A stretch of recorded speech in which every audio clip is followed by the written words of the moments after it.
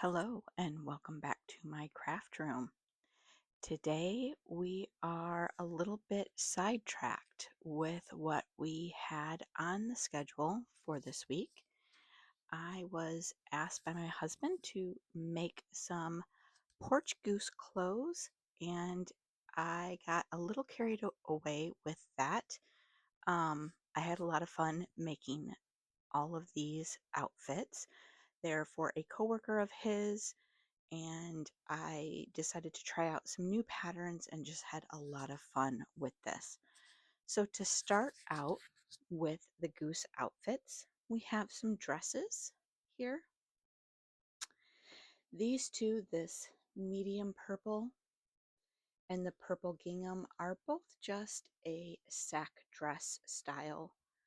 They are basically a rectangle tube with an elastic neckline. Then I bought this pattern off Etsy. It was a bundle of different goose clothes.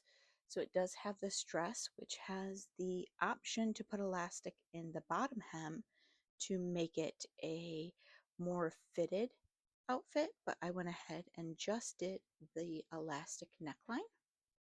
And then also part of that bundle were these two collars that you can wear over the dress. They could also be worn with the sack style dresses that I made.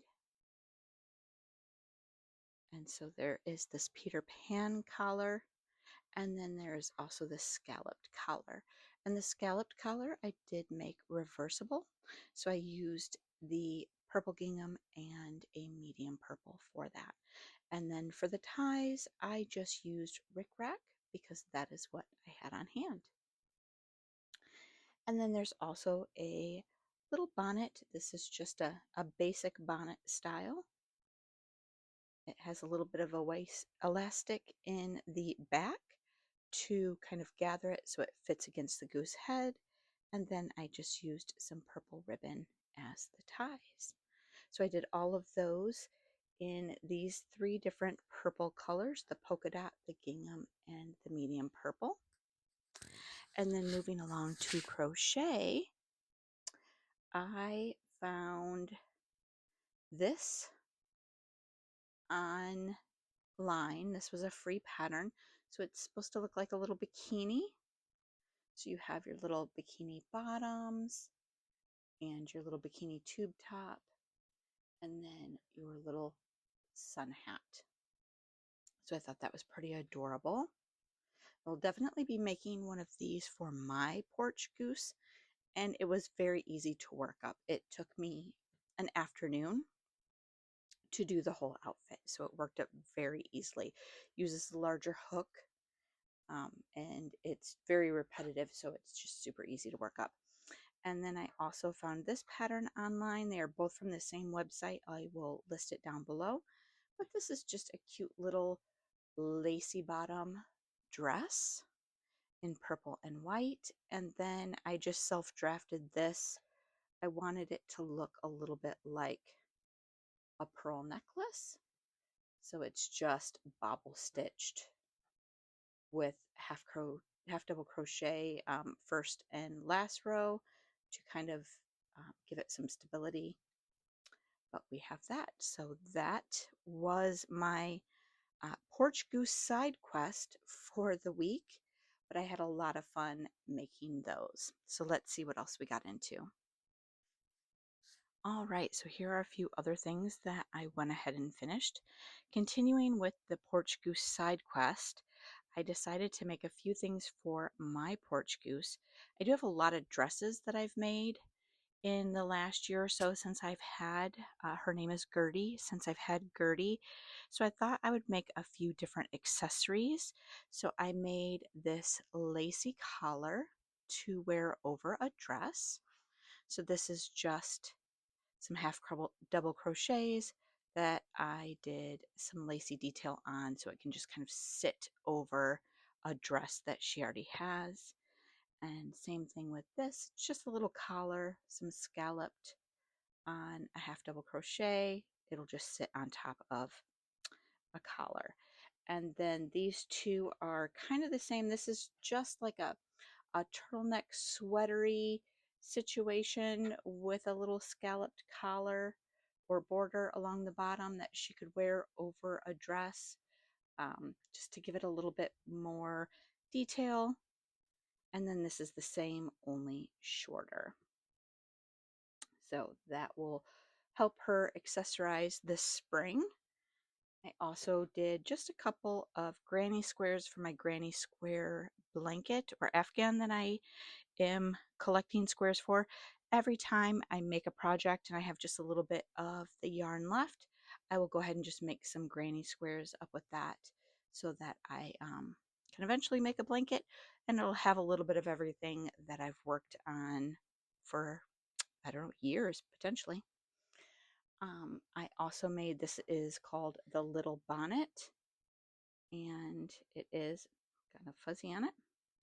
It is just a little bonnet for an adult to wear in the winter. It is got some ties, and it's just an alternative to a hat. I found the pattern on Etsy. It's called the Little Bonnet, and it just was a super cute pattern. I saw a lot of people making these on TikTok, and so decided to go ahead and find a pattern and do it. And then I used a super soft navy yarn, and then I used it's a little bit thinner of a yarn, but I used the largest hook recommended for the pattern, so it's very soft, and it's not stiff or anything. So it'll be nice to wear in the colder months.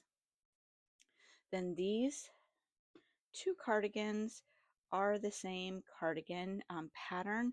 It's the little applique, and again, I'll leave all the everything down in the description as far as pattern names and everything. So this is the little applique cardigan, I believe is what it's called. So it's typically worked up this way. So this is a single crochet throughout the pattern, and then it starts at the neckline, works it down, add your sleeves and your ribbing and your border. That was kind of tedious, the single crochet, and it is a little bit stiff. It's definitely going to be a cold winter sweater to wear. It's dense, it's thick, and it's probably a little bit stiffer than I had wanted. So when I made a different one, I made a different size. I went ahead and did a half double crochet. I just used a smaller pattern size than I needed, and I actually went up a hook size from the recommendation, did a half double crochet, and then I went more on measurement than I did on the size, but this will fit probably a 5T, and I used the 3T pattern sizing.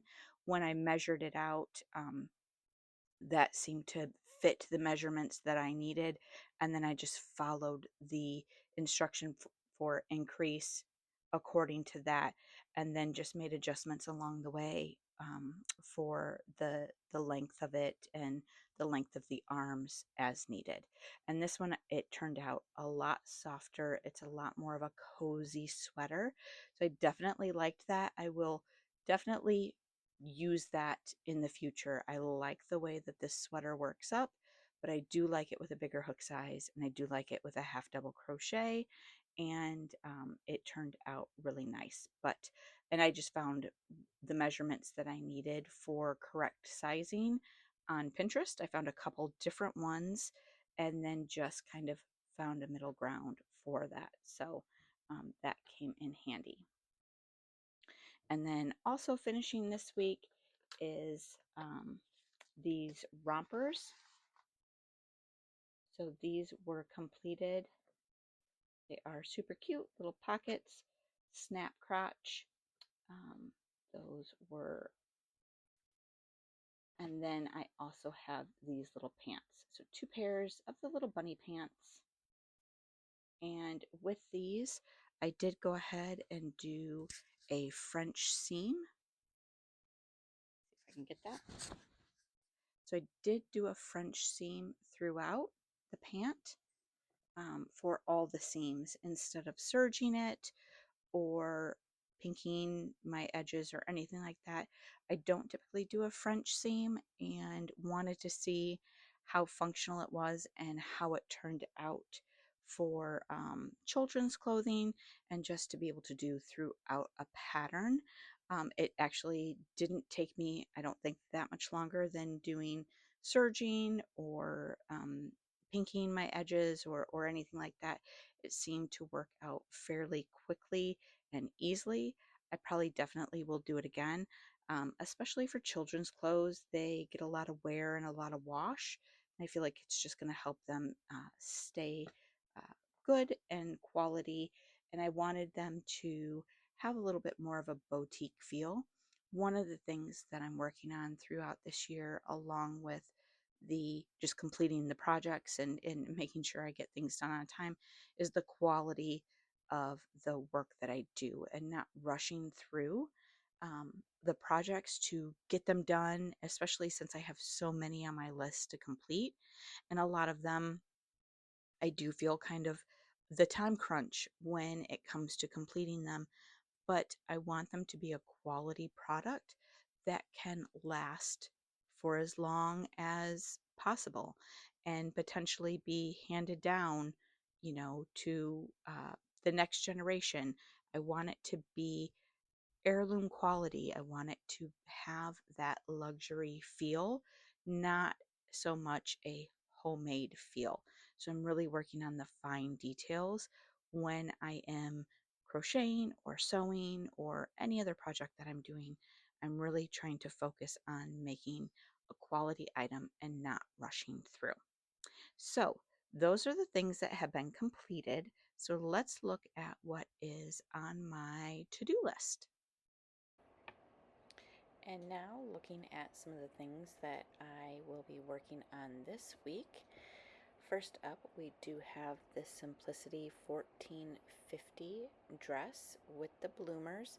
This is something I've been working on and had on my to-do list for quite a while, so looking forward to completing this and getting it done. It is made with this sort of mustardy yellow with a little bit of teal floral print. And then on the bodice, I do have some yellow gingham that coordinates with it. So I am doing that middle look, the little dress with the bloomer pants. And then next up, I do have some birthday crowns that I am working on. I do have a couple of different fabrics that I'll be using to make these birthday crowns. I will be doing about 4 of them in total, so I do have the fabric cut out and ready to go. All I need to do now is sew them together, and I will be using an elastic on the back so that they are slightly adjustable for small heads and they can be used hopefully for a couple of years.